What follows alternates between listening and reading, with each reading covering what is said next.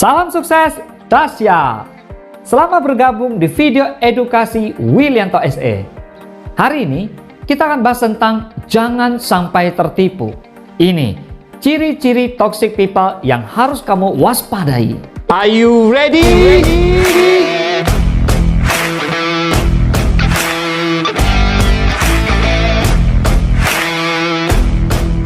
Sesuai dengan namanya, toxic people adalah istilah yang ditujukan untuk orang beracun atau orang yang suka menebarkan pemikiran dan sikap negatif ke sekitarnya.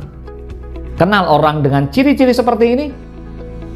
Meskipun istilah ini muncul karena adanya media sosial, toxic people tidak hanya ada di dunia maya loh. Nah, ini sangat berbahaya. Tidak serta-merta terlihat jahat dan sadis. Penampilan luar seorang toxic people bisa sangat menipu. Lantas, seperti apa sih ciri-ciri toxic people yang harus kita waspadai? Yang pertama, hobi membanggakan diri. Toxic people selalu menekankan bahwa dirinya adalah yang paling baik dan paham dibandingkan orang lain. Percaya diri sih bagus, tapi kalau terlalu sering kan jadi bikin orang lain merasa tidak nyaman ya. Tidak sampai di situ, toxic people juga paling hobi meremehkan orang lain setelah membanggakan dirinya. Yang kedua, emotional abuse. Toxic people biasanya suka sekali melakukan emotional abuse atau kekerasan emosional kepada lawan bicara. Emotional abuse adalah bentuk kekerasan yang paling halus di antara jenis kekerasan lainnya.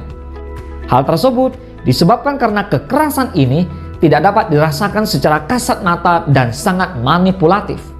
Contoh emotional abuse yang paling sering dilakukan oleh toxic people adalah mengintimidasi, menyalahkan orang lain, dan melanggar privasi orang lain. Bahkan, ada dua perilaku yang paling tidak terlihat sebagai suatu kekerasan, padahal termasuk emotional abuse, yaitu memberikan hadiah secara berlebihan kepada orang lain, dengan maksud agar si penerima hadiah merasa bergantung dan terikat dengan si toxic people, serta menahan kasih sayang untuk mengatur kendali orang yang dituju. Bahaya kan? Yang ketiga, suka mengontrol orang lain.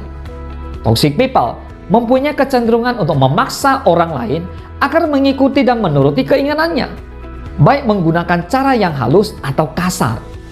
Dengan kemampuan manipulatifnya, toxic people akan mengontrol kehidupan orang lain secara paksa. Parahnya, pelaku toxic people kerap membalikkan fakta. Pelaku toxic people biasanya berasumsi bahwa alasannya mengontrol atau mengatur hidup orang lain adalah demi kebaikan orang itu sendiri.